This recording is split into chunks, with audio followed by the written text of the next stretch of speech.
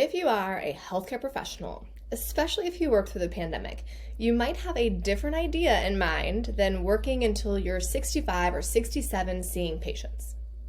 It turns out that having the ability to say, I am work optional, I no longer have to go to work for the paycheck if I don't want to, has nothing really to do with age and everything to do with hitting a single financial goal.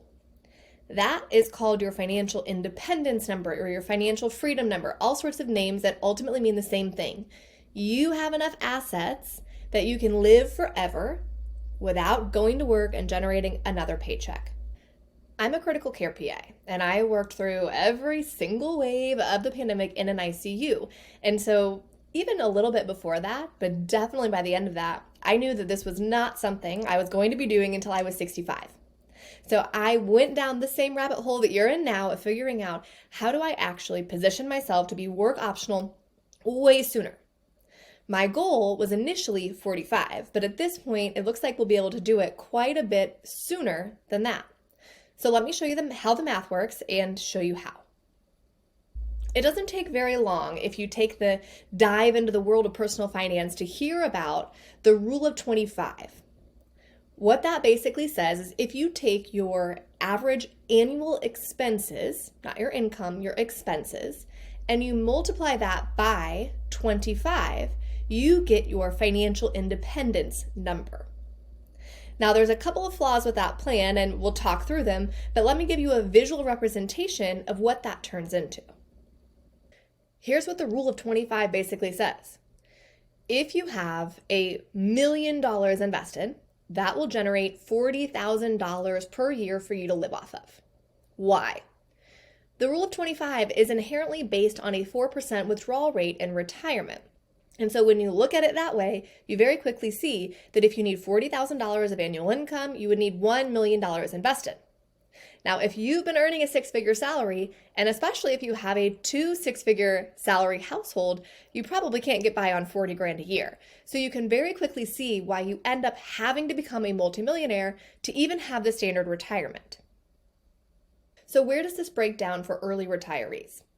Well, the pivotal study that made all of us believe in the 4% withdrawal rule is the Trinity study, which is an older study and may have some flawed assumptions that don't apply to this scenario. For one, it ignored fees. Second, and maybe the most important, it assumed a 30-year time horizon, so 65 to 95, the standard retirement. It also assumed a dollar plus inflation model in retirement, meaning you would take out the same amount of money every single year regardless of market conditions. Now, really important to note that the fees that you might be paying inside of your investment portfolio can just trash the 4% rule for a standard retiree anyways. But if you're looking to be an early retiree, things like the time horizon that you need the money for and your portfolio fees can absolutely crush these assumptions. Look at this data. Vanguard actually looked at this.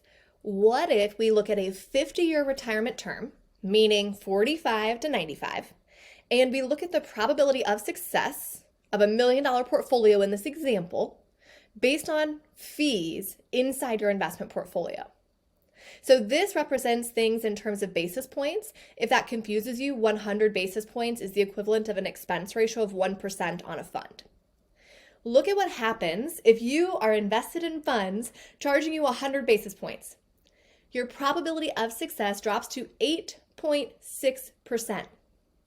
Now, if you're paying a 1% assets under management or AUM fee to a financial advisor on top of 100 basis points for the fund that you're invested in, you can very quickly see that the probability of you having any successful retirement for an early retirement with a withdrawal rate of 4% is essentially zero.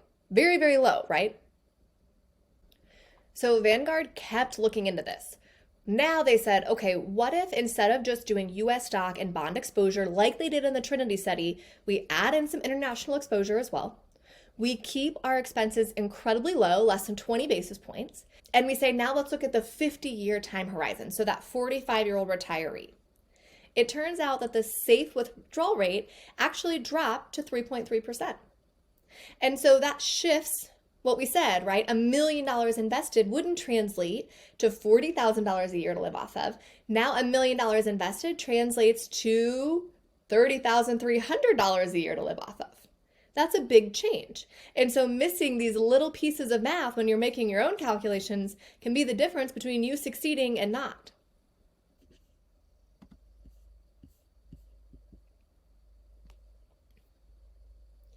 Now, one of the other things they looked at is changing the distribution model, which is basically how you take the money out.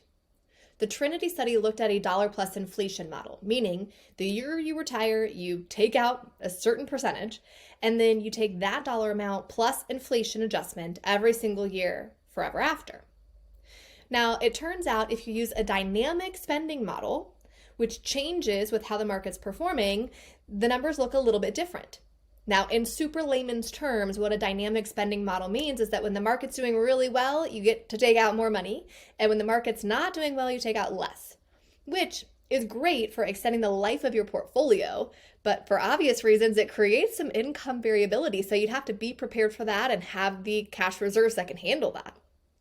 Regardless, when they looked at the same assumptions, 50-year retirement time horizon, expense ratios very low, total basis points less than 20, same US exposure, international exposure as well, it turned out that you could actually stick with the 4% withdrawal rate. You just have to know when you're doing your math if your assumptions for your portfolio match the underlying assumptions there. Are your fees low? Do you have a similar asset allocation? And are you comfortable using that type of distribution model in retirement? Now, remember two things. One, there's shades of financial independence. You don't have to be all or nothing, right? For you, maybe you would be perfectly content if you could just reduce hours at 45 instead of saying, I'm done, I'm never working a day in my life. Maybe you have every intention of at 45 saying, I'm moving to the beach, that's it. I'll never see another patient as long as I live. Either way is okay. But remember that being financially independent can vary. The other thing to remember when you're planning your own numbers is that there's a gap between where you are now and the year that you plan to retire, and inflation will occur in that gap. So saying to yourself, well, these are my expenses now, and so if I replace those when I retire, I'm good, forgets the fact that in 20 years, everything will cost a lot more than it does right now. So you actually have to do an inflation adjustment to your own expenses at the very beginning of all of these calculations. I hope this has encouraged you that financial independence can occur whenever you want it to. It is just a matter of you getting there from an investing standpoint. Now, if you want to know how to lose $1 million investing in the stock market, make sure you watch my next video.